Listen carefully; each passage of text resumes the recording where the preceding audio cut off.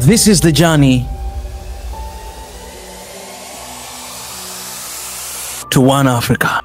Hey everybody, this is Mika and welcome back to SNOA. If you're new to this family, please subscribe, turn on the notification button, but also you can follow me on social media. All the links are in the description. Moreover, if you'd like to support, feel free to join membership here on YouTube, but also you can use Patreon or you can use PayPal, Super Chat, Super Sticker, Super Thanks. All of these are different ways to support the work we're doing. Alright guys, I'm coming back to you to give you pretty much a recap of what is happening between Ethiopia, Somalia and Egypt. And it's very important, so just in case if you miss all the videos I've shared, this is the summary of what is going on up to today, September 2nd, 2024. This is what has been going on. So if you have no idea, you don't know whatever that is happening, these little points that I wrote down here, it's going to help you to understand the situation and how it is going on. So starting with military deployment, Egypt has begun deploying military forces to Somalia, with reports suggesting up to 10,000 troops could be stationed there. This deployment includes the delivery of weapons and ammunition and observed with the arrival of Egyptian military aircraft in Mogadishu. What are the strategic objectives of Egypt? So Egypt's involvement in Somalia is multifaceted.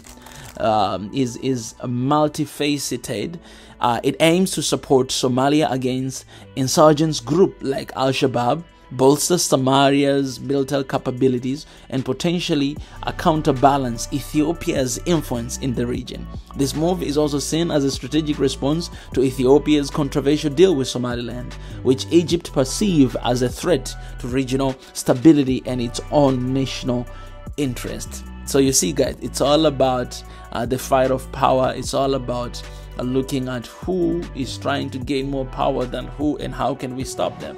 That is all about pretty much. When it comes to Ethiopia and Egypt, has always been a fight over power between these two countries. Tensions with Ethiopia. The deployment has heightened tension with Ethiopia, especially given the backdrop of the Grand Ethiopian Renaissance Dam dispute, where Egypt sees the dam as a threat to its water security. Ethiopia's agreement with Somaliland for access to the Red Sea has further complicated regional dynamics, leading to diplomatic friction and strategic military posturing. What is the regional reaction? The deployment has sparked discussion and concerns across the Horn of Africa. There's a mix of support for Egypt's move as a stabilizing force against terrorism in Somalia and criticism for potentially escalating regional conflicts. Ethiopia has expressed its readiness to protect its national security, hinting at possible military response if its interests are threatened. That's not what we want, guys. Implication: the military cooperation could lead to a reshuffling of alliances and power dynamics in the Horn of Africa. It might also influence the ongoing peacekeeping mission in Somalia, with Egypt participation in the new African Union support and stabilizing mission in Somalia set to begin in January 2025. So public sentiment, people on social media and different places of nationalist support for Egyptians' move, concern over Somalia's sovereignty, and fear the further destabilizing in an already volatile region. Discussion highlight a perceived power play between Egypt and Ethiopia, with Somalia caught in the middle. Guys, I've been sharing this the entire week, man. I've been coming here to talk to you and sharing with you guys what is really going on the ground, and this is a little bit of a summary of Egyptian military deployment in Somalia, and how it raises concerns between these three different countries. A lot of time, the strange thing is this, that the fight that Africa has with the Western countries, it is all about power. For instance, when it comes to a point, we want to industrialize our country.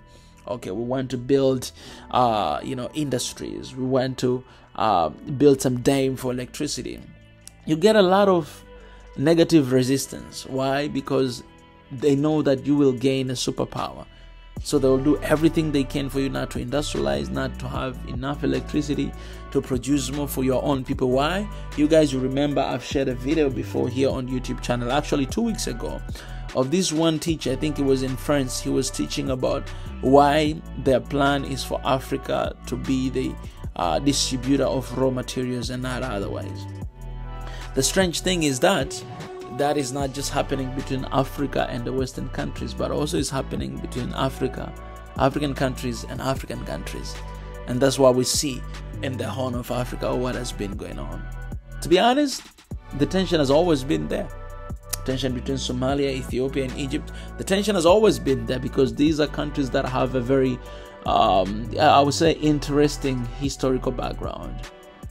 There was a time that Egypt went on a war with Ethiopia, and there was a time that Somalia as well with Ethiopia, they went on a war. These are countries that have been fighting a lot of time, and the connection between Somalia and Egypt has always been there. And I think this is one of the things that I can say. I think it is because of also religious background. You guys can correct me if you think I'm wrong, but these countries have been. I'm reading the history right now. I'm in Korea, and I'm reading the long history of Korea, that it used to have three different kingdoms: Shilla, and then a Goguryeo, and also another one. It was Pekche.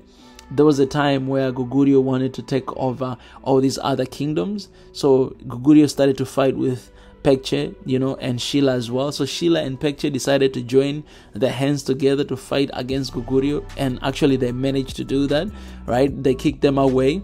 But then later on, Shilla betrayed Pekche. So what happened is Pekche, went to join forces with China. At that time, I think it was called Mina.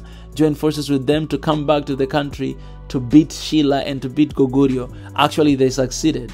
And then at the end of the day, China wanted to take over the entire Korea, right? So this Pekche, Shilla, and Goguryeo came together. They joined their forces together, these three countries, to fight against China, and they won as well. So because of that, they actually left the northern part of it and they remained with the southern part of it. So these are very interesting stories. This remind me the story of Ethiopia, Egypt, and